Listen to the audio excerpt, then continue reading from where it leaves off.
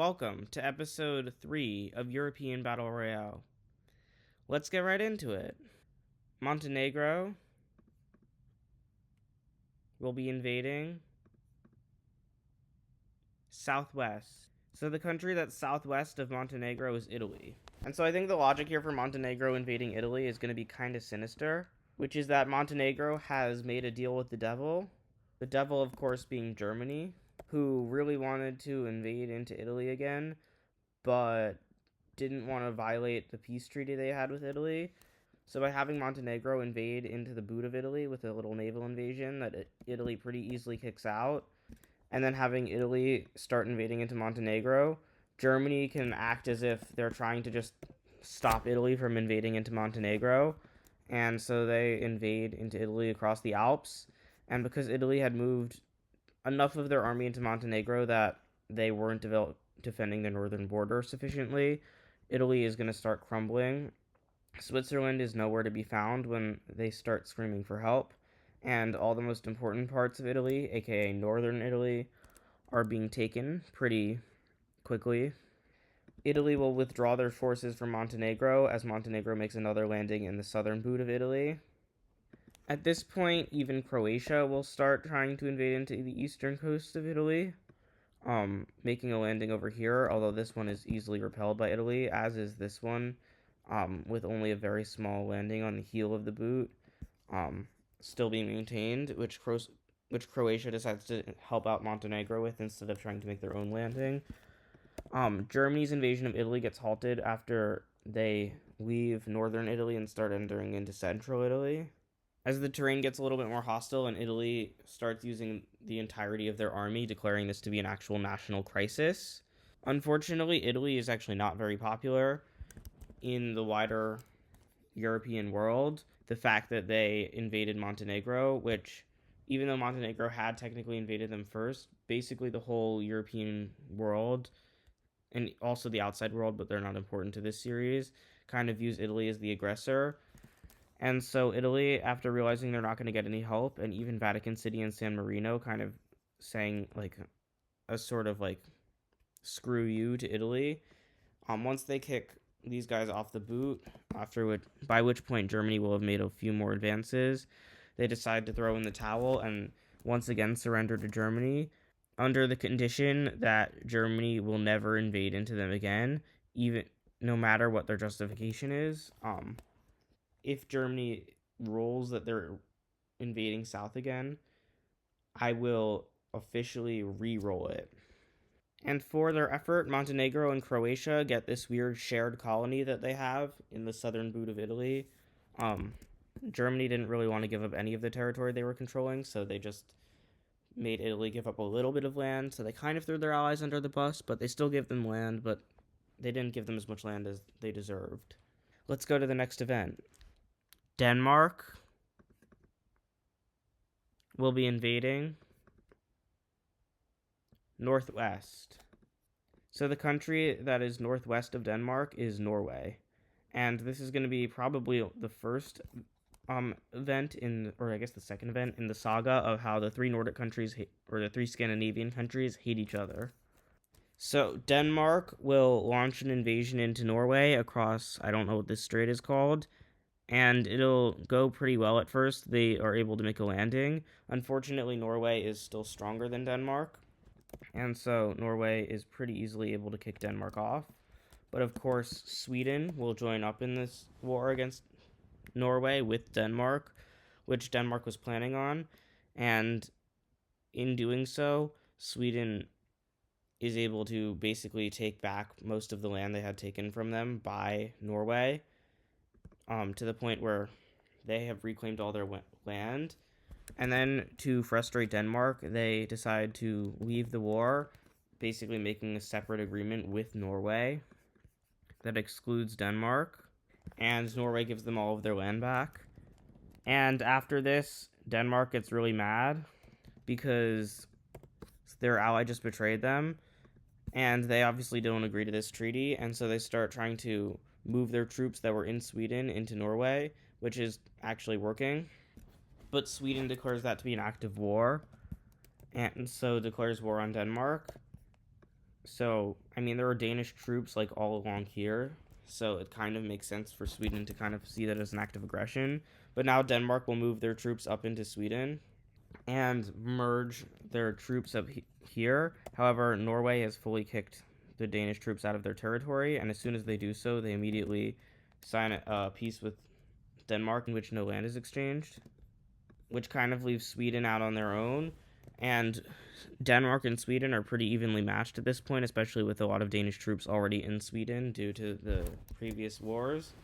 And now Sweden is getting really mad at Norway, but they decide not to do anything about it, instead, focusing on forcing Denmark to consolidate their holdings south of this little corridor between this lake and this strait. For both of which I don't know their names. But anyway, Denmark will consolidate their holdings into this frontline situation. And then after all this war between the three, the second Germany starts even threatening to invade into Denmark, all of a sudden, both Sweden and Norway switch sides and help Denmark push Germany out and even start invading a bit into Germany before the front lines kind of stall at the previous borders and the war just kind of fizzles out. So that was an interesting event. Germany will unite south. So remember when I said Germany would never invade into Italy again? Well, they are still hell-bent on conquering Italy. So this time they have a better idea, and they basically send a petition to Italy saying, hey, we both have territorial ambitions outside our own territories and are two of the strongest countries in Central Europe. Why don't we join forces just like old times? And the Italian people are very against this, but the Italian prime minister realizes that this is basically the golden opportunity to increase Italy's power like tenfold. And so, without respecting her people's opinions, she will join Germany, meaning now Germany, Italy, which is one country, has three countries that are fully contained within it, which is going to be really fun for later. But for now, Germany, Italy is one country. Hungary will be making an alliance with Iceland. So this actually is the first time we're going to have a three-country alliance, as Hungary joins the Orange Alliance, which is also just fitting for them because they, besides the Dutch, are the country in Europe that I most associate with the color orange. So I think that's a pretty happy coincidence. But Hungary, first of all, just saw what happened with Bulgaria and Romania, so they want to join an alliance, but they're also looking to expand, so they don't want to join the Green Alliance, which is mostly defensive, and they also don't want to join the Pink Alliance because the Pink Alliance is basically a joke. Like, it's Kosovo, which is completely landlocked, and Monaco, which is the second weakest country in Europe. Not two countries you really need to ally yourself with, so that's why Hungary chose the Orange Alliance. Kosovo will be creating an alliance with Hungary.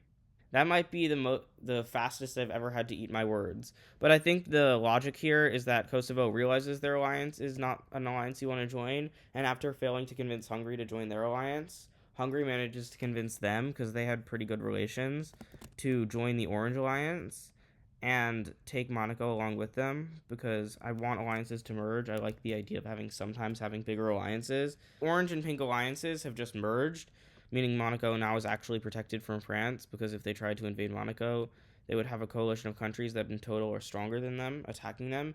Granted, all of them except for two are landlocked, so I don't know how bad it would be, but still. Luxembourg will create an alliance, 3 alliances in a row, wow, with Belgium. So I guess seeing how strong the Dutch alliance is growing, Luxembourg and Belgium want an alliance of their own, but they're not allowed into the Dutch alliance for whatever reason. So they create their own little yellow alliance, which is kind of designed to counter the Dutch alliance, but also just kind of its own thing. So yeah, Bulgaria will face a rebellion. So I think out of all of the countries in the series, Bulgaria is the one that has annexed the most territory that used to be part of other countries recently. And in addition to that, they've given up some of what used to be their core territory. And unlike in the US, where kind of like all states have basically the same culture, in Europe, This is a big deal because there's Bulgarian speakers who are in Greece and kind of being oppressed by the Greek government, and there's a bunch of Romanian speakers in this part of Bulgaria that are trying to resist the government, and they will be pretty successful at resisting the government.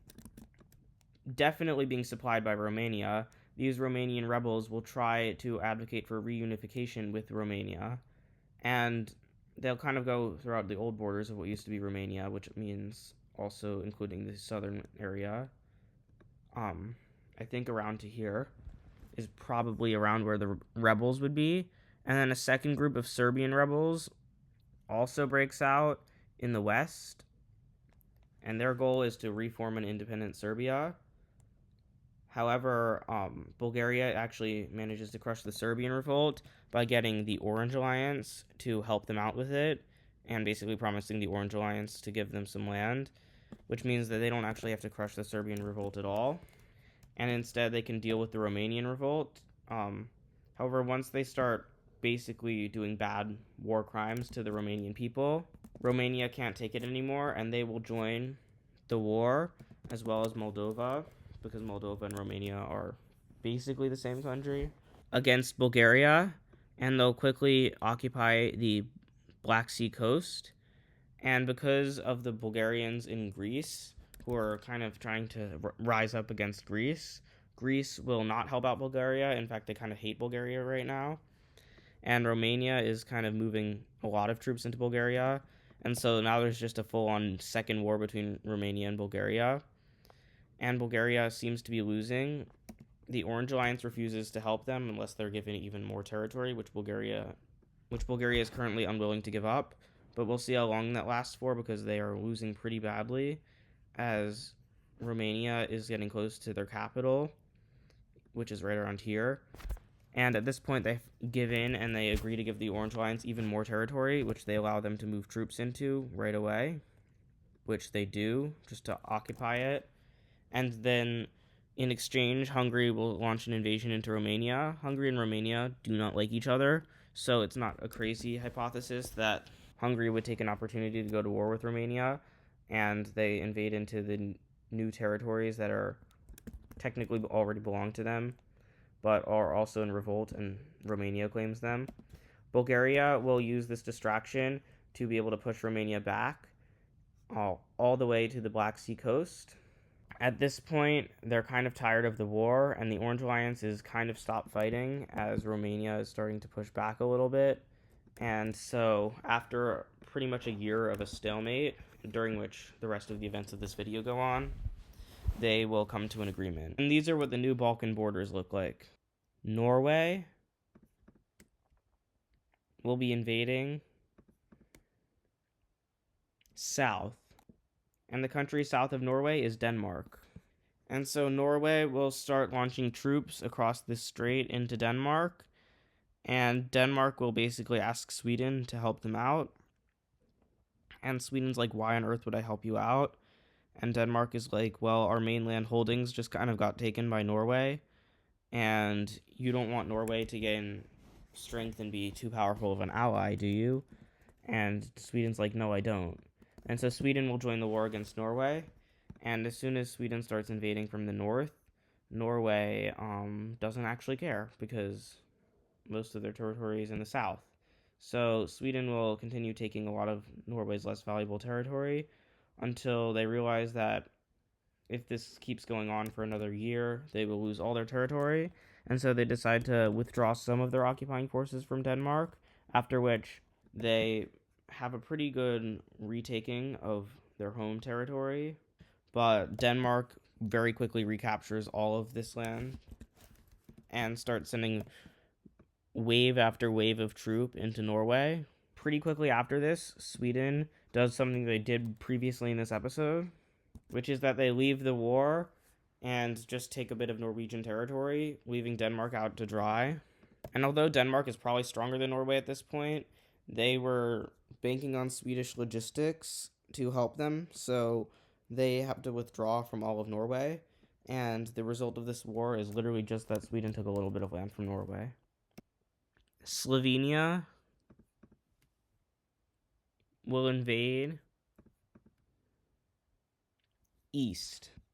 So there's two candidates for the country that is east of Slovenia. It could either be Hungary or Croatia. And given which one of those two is by far the safer option, I'm going to say Slovenia is invading into Croatia.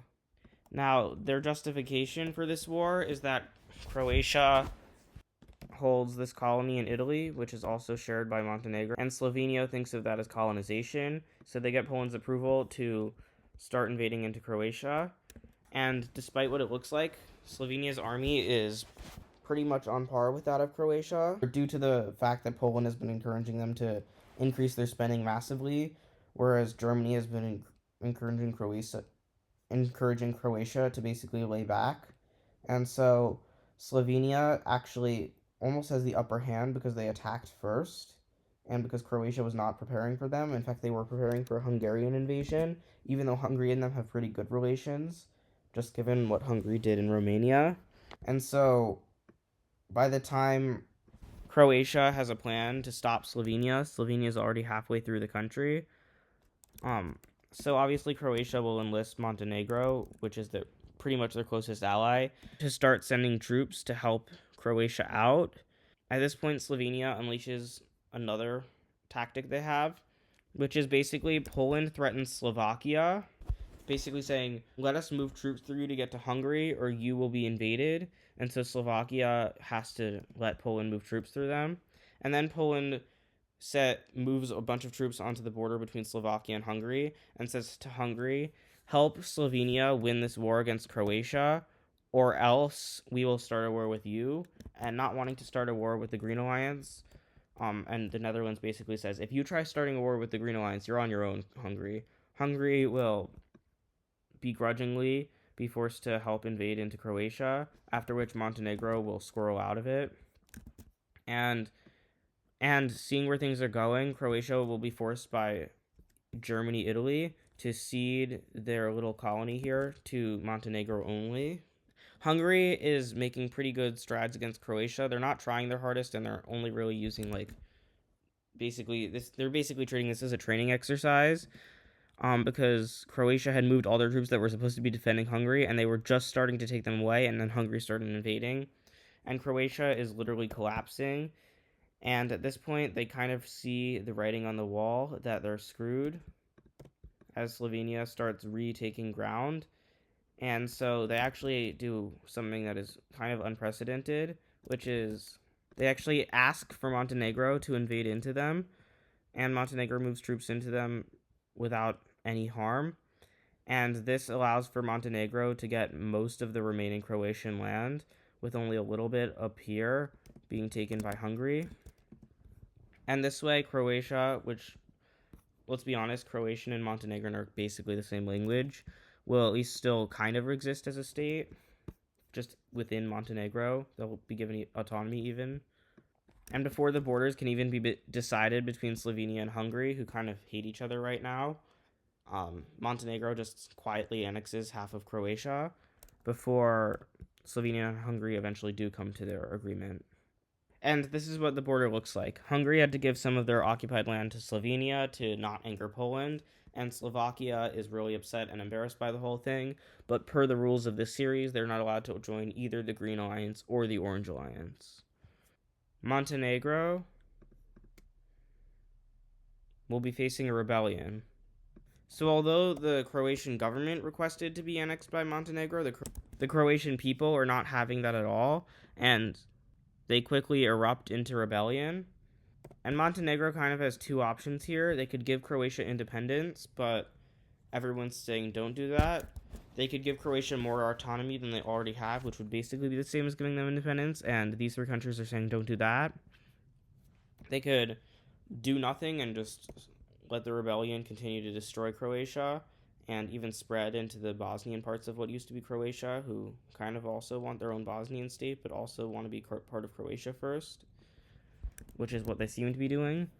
Or they could try and fight the rebellion, which they don't seem to be doing. Then Slovenia comes in to the country, basically saying, hey, we're helping you fight off the Croatian rebellion because you clearly aren't able to deal with it yourself. And Croatia's like, yeah, or Montenegro's like, yeah, because I wasn't trying to. And they're like, oh no, we're just helping you with your own rebellion. We're helping you. And Montenegro's like, hey, stop that. We can deal with our own rebellion. And so they crush the Croatian revolt. And then they're like, thank you, Slovenia. Can we have our territory back now? And Slovenia's like, well, no, no, no. You got to pay us for helping you. And Montenegro's like, how much money? And Slovenia's like, more money than you make in a year, aka the amount they give is above Montenegro's GDP. And Montenegro's like, we're not paying you all that money. We don't have that money. And and Slovenia's like, okay, well then you got to pay us in land. And so, long story short, Slovenia annexes even more land, becoming a pretty influential power in their own right. Okay, last event of this video. This might be a shorter one, I'm not sure.